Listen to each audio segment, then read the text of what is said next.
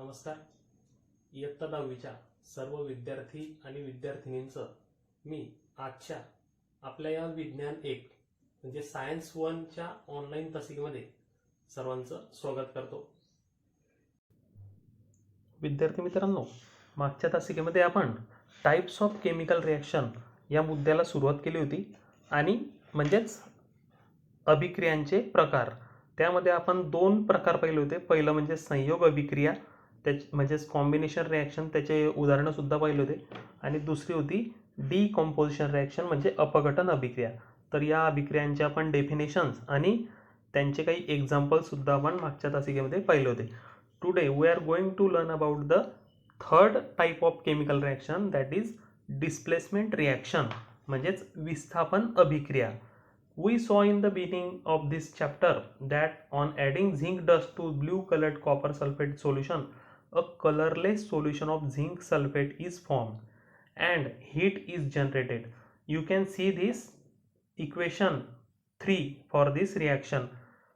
From that we learnt that the Zn2 plus ions formed from Zn atoms takes the place of Cu2 plus ions in copper sulfate, and Cu atoms formed from Cu2 plus ions come out. It means that Zn displaces Cu from the CuSO4.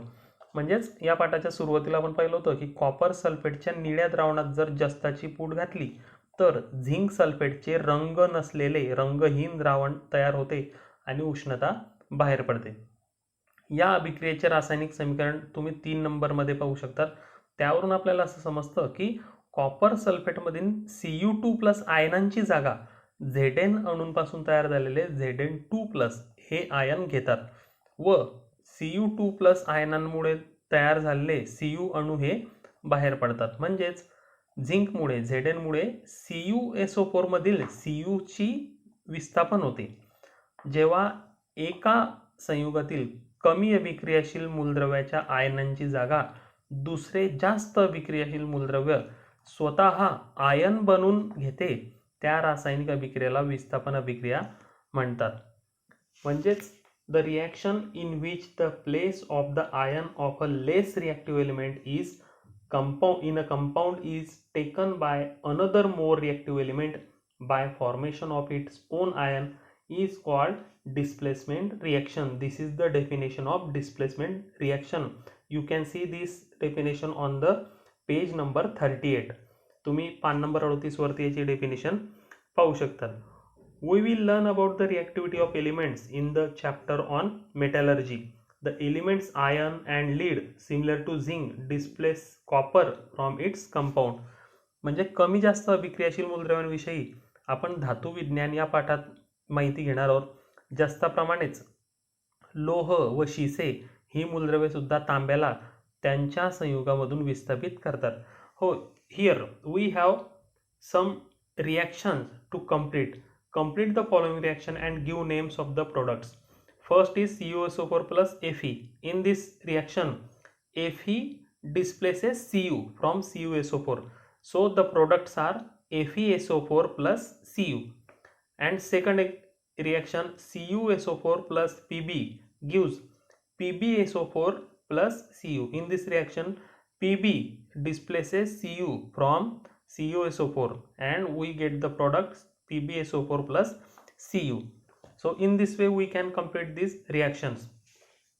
4 नंबरची reaction आहे पहा, double displacement reaction म्हणजे त्याला आपण दुहेरी विस्थापन अभिक्रिया असं म्हणतो. We have seen in the equation 9 that the white precipitate of silver chloride is formed by an exchange of silver and sodium ions present in the reactants. म्हणजे अभिक्रिया कारखान्यामधील सिल्वर व सोडियम आयनांची अदलाबदल होऊन सिल्वर क्लोराईडचा पांढरा अवक्षेप तयार होतो.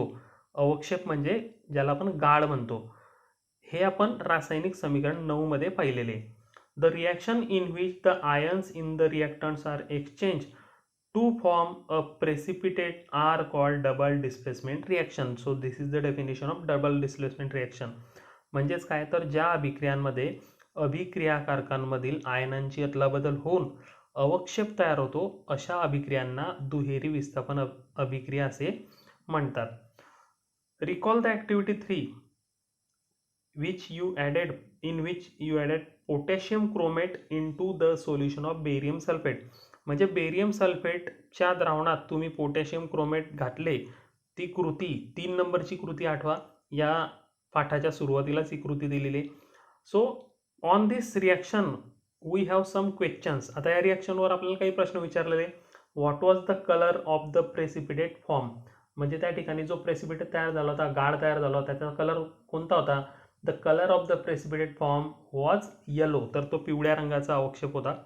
दुसरं आहे write the name of precipitate. म्हणजे तयार झालेल्या अवक्षेपाचे नाव लिहा. The name of the precipitate is barium chromate. म्हणजे बेरियम क्रोमेट नावाचा अवक्षेप त्या ठिकाणी तयार झाला होता.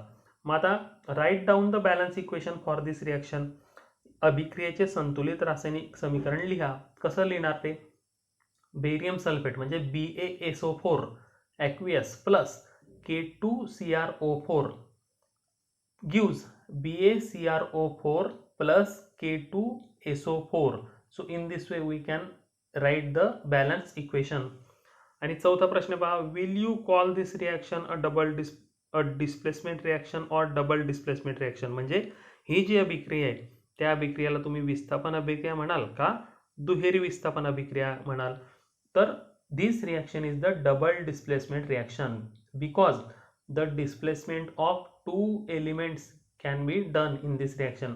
म्हणजे BA आणि K2 या दोघांचे या ठिकाणी डिस्प्लेसमेंट होत आहे आणि म्हणून हे डबल डिस्प्लेसमेंट रिॲक्शन आहे. Next type of chemical reaction is endothermic and exothermic process and reaction.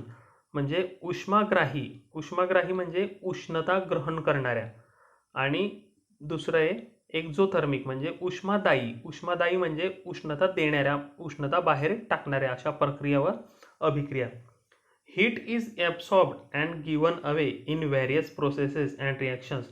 Accordingly, processes and reactions are classified as endothermic or exothermic. म्हणजे विविध प्रक्रिया आणि अभिक्रियांमध्ये उष्णतेचे आदान प्रदान होते आणि त्यावरून प्रक्रिया व अभिक्रियांचे 2 प्रकार पडतात. ते म्हणजे उष्माग्राही आणि उष्मादायी.